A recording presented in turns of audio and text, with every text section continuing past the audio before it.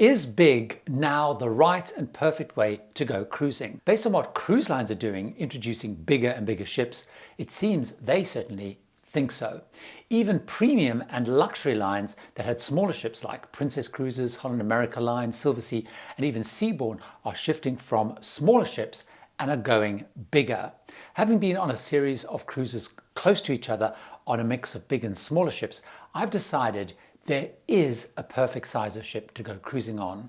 Although it's not as obvious or straightforward making that decision as I thought it would be. If you're new here, welcome aboard. I'm Gary Bembridge, and it's my goal to make it easier and more fun to plan and enjoy unforgettable cruise vacations. I kept changing what I thought the perfect size was based on whether I was thinking about traveling by myself, with my partner, with a group of other people, say like on mothers, or even on a multi-generational cruise with my sister, her grown-up sons, they're in their late 20s, and their young kids.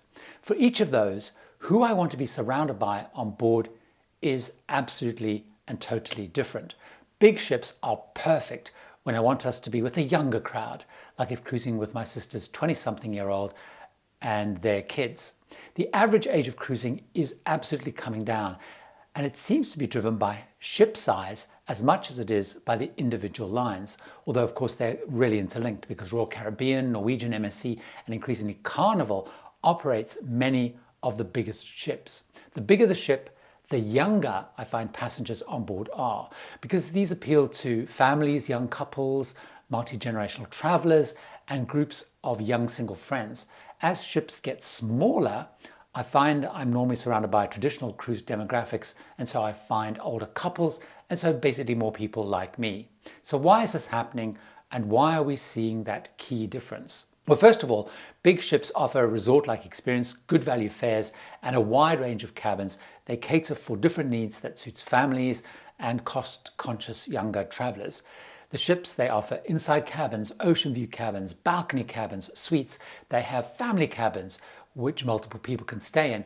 Lots of interconnecting cabins for families or friends traveling together. Lots of permutations. In terms of value, each grade is usually cheaper than the equivalent on smaller cruise ships. So for example, if you compare a balcony on a big cruise ship to a balcony on a small ship, it's usually significantly cheaper. In fact, a balcony on a small ship often costs the same as a suite on a bigger ship.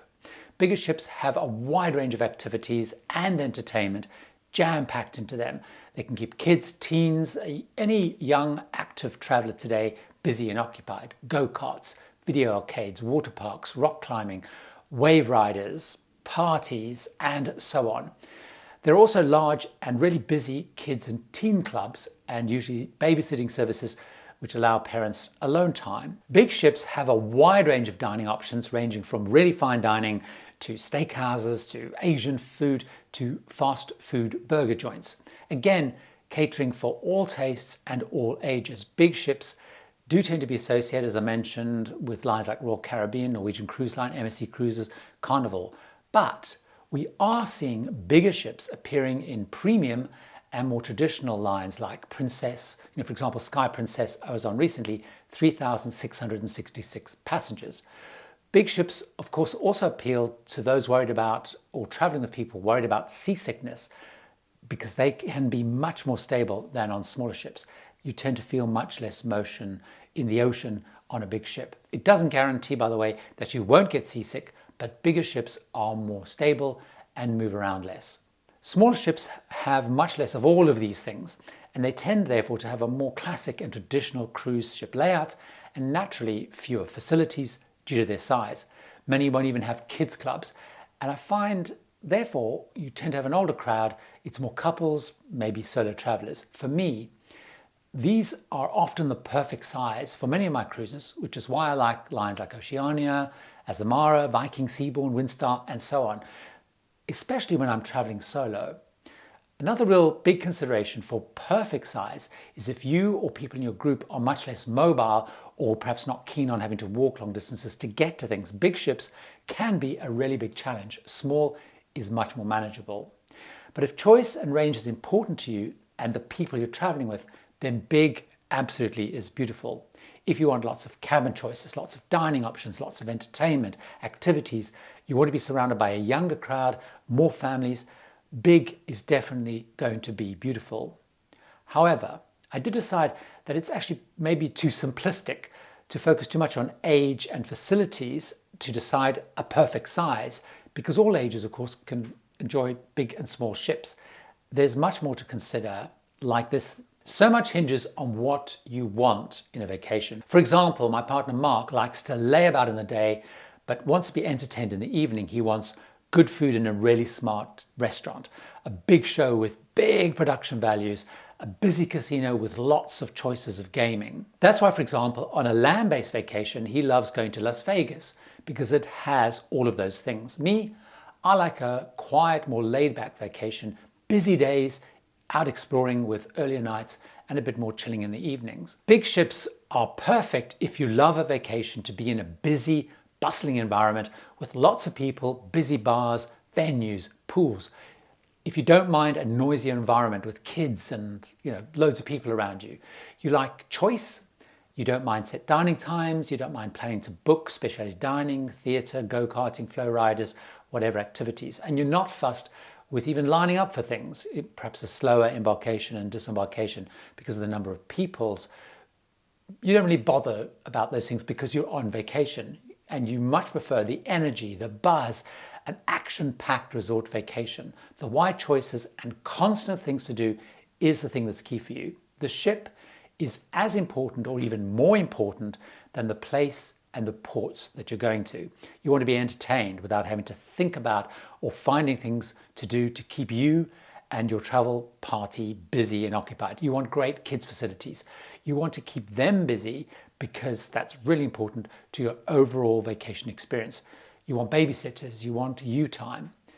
Big is going to be a perfect size if that's the kind of vacation you want, but small is perfect if you like me, because you want something more cozy, more intimate, lower energy, a bit quieter, and slim to no chance, depending on the line, of having kids and families on board.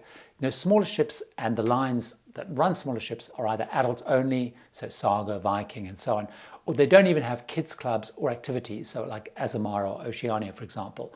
I'm personally happy with less choice on ships because for me, the destinations are the key to a good vacation. The ship is important, but not the key. A main dining room, a buffet, maybe one or two specialty dining restaurants, a slimmer daily program, which is more enrichment focused, no big production shows, that kind of thing suits me. And another small ship feature that's important to me is open-seated dining. I can sit when I want, on whatever table size I want. I don't have any fixed dining times.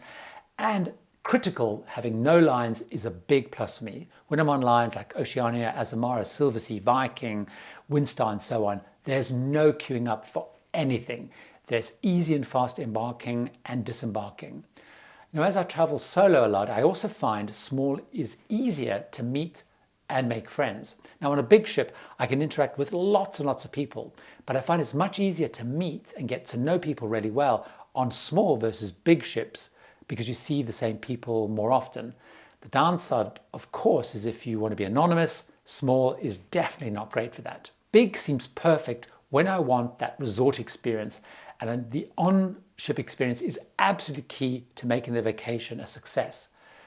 A really key consideration when you're traveling with others, especially for multi-generational trips, because it would be really stressful trying to ensure my nephews, their wives, and so on were happy and busy when I'm on anything other than a big ship, for example. However, this comes with a massive, big compromise that needs to be really carefully considered before actually settling on what is the perfect size.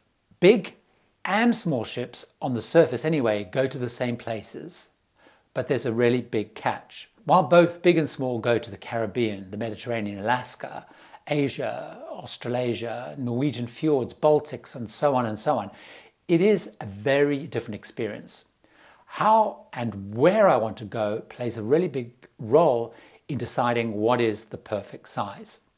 Big ships have to stick to deep water ports. They have to stick to ports that can cope with the large numbers of people that are going to be pouring off the ships. So if there's a couple of big ships in ports, there can be between 15,000 and 20,000 people in a port off those big ships. So that really severely limits where they can go. They have to avoid kind of small, out-of-the-way places which are going to require tendering, for example, because tendering thousands of people is just too time-consuming and too complicated. Celebrity, though, with Celebrity Edge, they're trying to, with those class of ships, solve that problem. They have the magic carpet. It comes right down to the water's edge and means they can use much bigger tenders, so speeding that process up. So overall, although on a big ship you're going to go to those main regions, I can always see that the ports differs enormously when you look at the itineraries. So there are 4 key considerations before I choose a big ship as ideal for a cruise.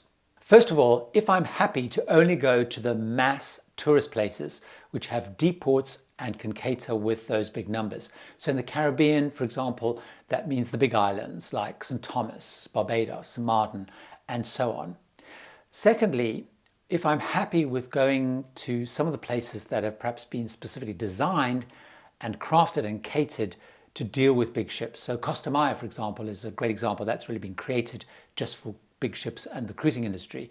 Many of the cruise lines, of course, as you know, have private islands which are designed to take their big ships and the numbers. The third consideration or third issue is when I'm happy for my big ship to be docked far away from the center of town, often in kind of container shipyards, and I'm going to have to transfer in, which could be an hour or longer. So for example, in Ho Chi Minh City, I went there on a bigger ship, which was the Queen Mary 2. We were docked about an hour, maybe a little bit longer than an hour from the actual city, whereas Silversea, I could see, was right in the heart of Ho Chi Minh City. People on Silversea could step off and just walk into the Saigon area and explore. We had to do the whole transfer. However, in St. Petersburg, I went on Silversea and we were slap bang right next to the Hermitage Museum, where all the other bigger ships were right out, again, about an hour or so further away in a key working harbour. I've just come back from the Greek islands on seaborne ovation. Now, while we were there, we were able to go to small, little out-of-the-way islands and places where the bigger ships like Celebrity Apex and other bigger ships, they only went to the big tourist places. So they could only call on, say, Mykonos, Santorini, they went to Rhodes or Cyprus. We were going to all those kind of less visited islands. Many travelers I talk to have a favorite line and definitely a favorite ship, and they stick with that. But asking what is the perfect size trip by trip may throw up a different answer. The revelation I had is that perfect size is pretty complex and probably will and should change by trip. Now, I'd not thought about it in a structured way like I've done here, but I realized that I was actually, without thinking about it, making those decisions. And I don't stick to one line or ship size, and I vary it. Now, this discussion also helped my partner Mark, who's been a big ship fan and has also had a kind of anything as long as it's Cunard for any cruise we do together, and even with those that we do with our mums. But he started to realize that he needs to look at these issues cruise by cruise and consider why we're going, who we're going with, and what we want from the vacation, because that throws up a different perfect size. Now, to find out more about choosing the right cruise line once you've decided on the right size, I have these rather unusual tips on how to do it in this video, starting with the role, believe it or not, of one-night stands and affairs in choosing the cruise line. Intrigued? I'll see you over there.